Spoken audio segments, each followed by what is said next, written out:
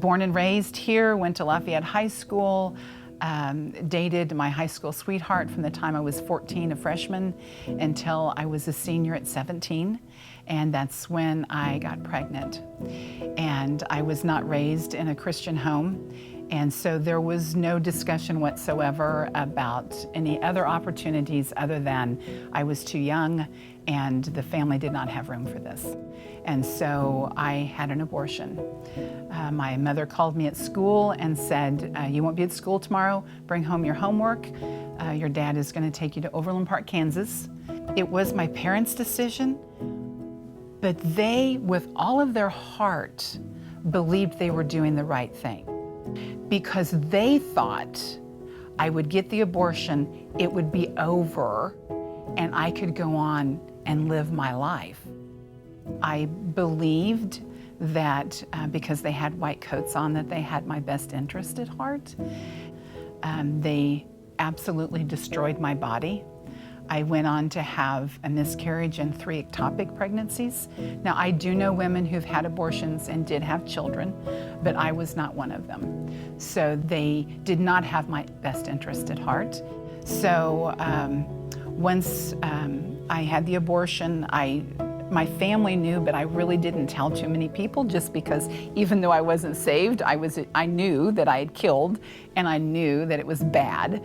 And so went on about life, and I was actually at a fraternity house here in town, literally on the roof, looking at the stars with this young man that I was interested in. And he had been raised in a Catholic home.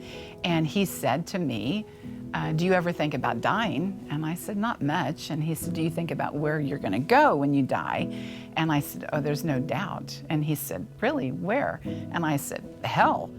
And he said, why would you say that? And I said, because I killed. He didn't know about the abortion, so I told him about it. And he said, Jodi, if you believe in Jesus, if you believe he's the Son of God, and that he is the only way to heaven, and you receive him in your heart, he will forgive you, and you will not go to hell. And I just completely broke down. I could not even fathom that kind of love, just the love of that. And so I did. I received Jesus, and my life changed dramatically. And started going to church and started reading the Bible and just really learning about the way of the Lord. And I found that every time I was faced with grief, this would bubble up. Even though I knew I was forgiven, I hadn't really let the Lord redeem that in me. And that was something I needed to do. And so I was asked to speak at a ladies' retreat on unanswered prayer. And as I prepared, the Lord just kept telling me, I need you to tell all of your story.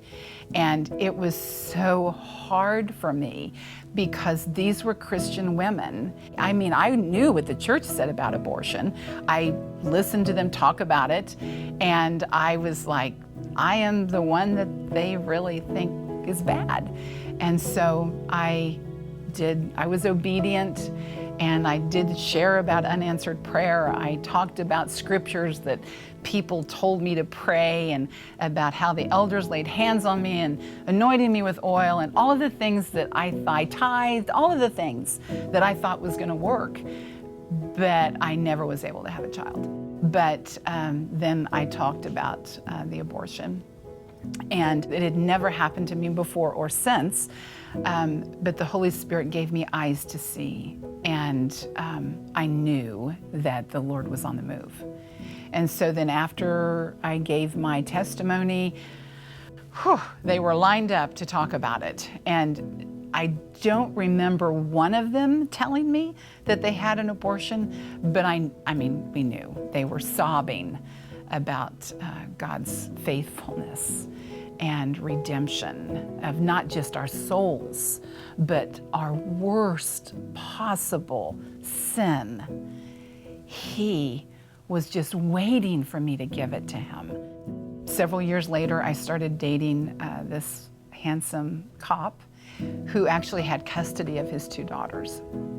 And so we dated for a year or so, then we were married. And I can see, to tie it all back to prayer, how God had a plan. It wasn't in the way that I thought. He redeemed my soul. He redeemed my shame. And he redeemed my heart from the aching of the decision that was made. God is the Redeemer.